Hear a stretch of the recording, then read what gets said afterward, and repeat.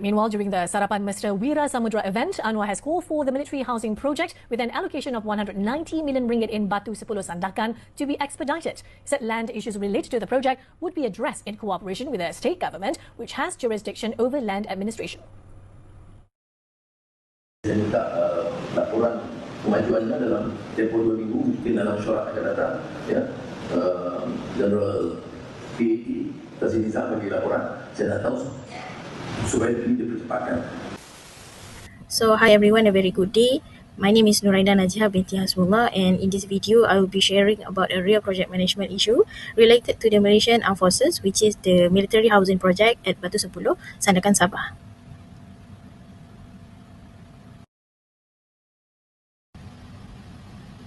So basically this project was announced with a budget of around 190 million ringgit, aiming to build 225 new housing units for military personnel and their families.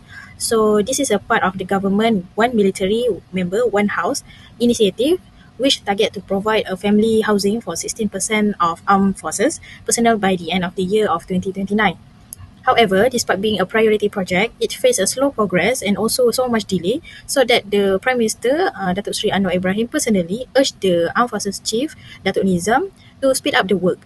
So by this project overview, let's explore what went wrong from a project management perspective and also how project management theory can help us to understand these issues better.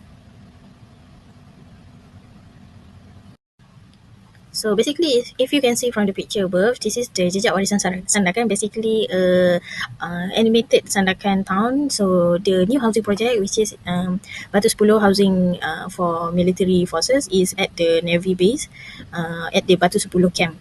So this is the picture that the project was initiated before doing the housing project.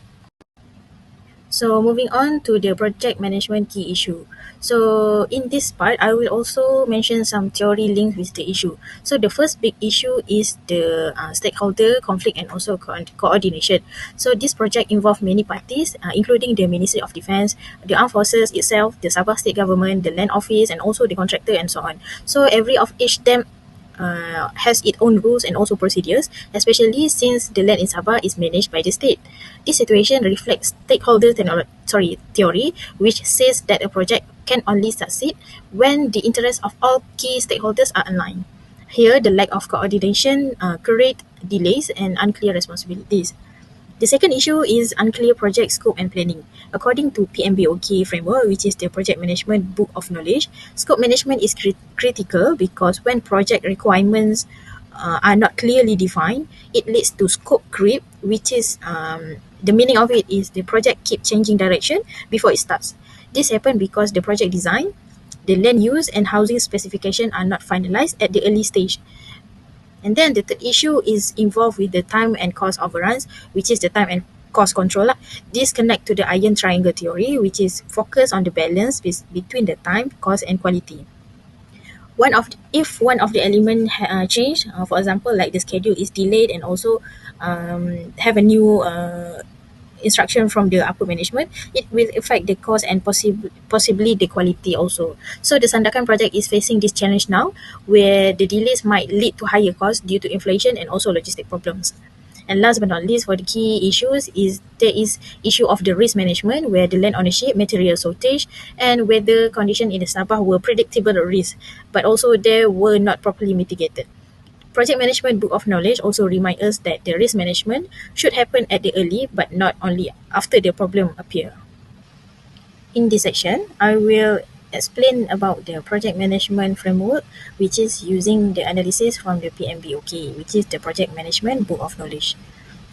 When we look at this case through the PMBOK framework, we can see how several areas are affected.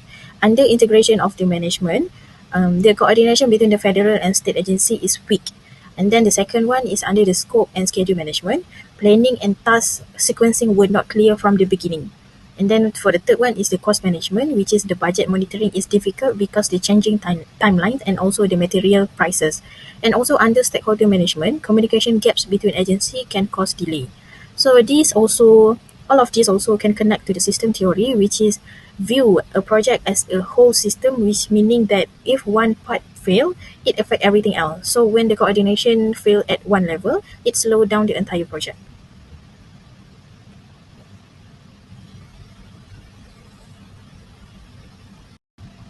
So here are a few recommendations that I would like to recommend on this project. So first, apply the project management book of knowledge principle from the very start of the stage, especially by creating a project charter that clearly states the objective, roles, and also responsibility of each stakeholder.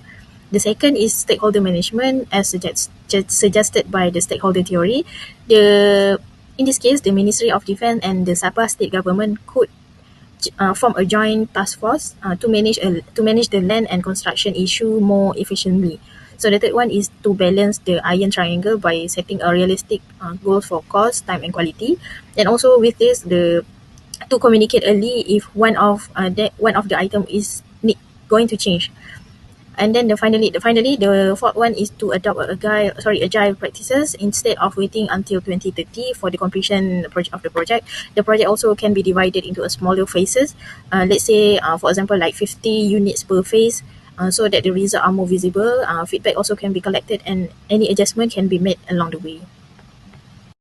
So in conclusion, the Sandakan Military Housing Project is a very meaningful initiative. It also supports the welfare of the military forces or armed forces of those who are serving the nation. However, without strong project management practices, this especially in stakeholder coordination, risk control, and also time management, such project cannot be done, and also there is a risk and also inefficiencies. The key takeaway is that even government and defense project must apply the same professional project management principle. For example, like clear planning, strong governance, and also proactive communication between the party related. And last but not least, I would like to say thank you for listening on this presentation. I hope this presentation give insight into how project management can truly shape the successful of public project in Malaysia. Thank you, everyone. Also, thank you to Dr. Fish.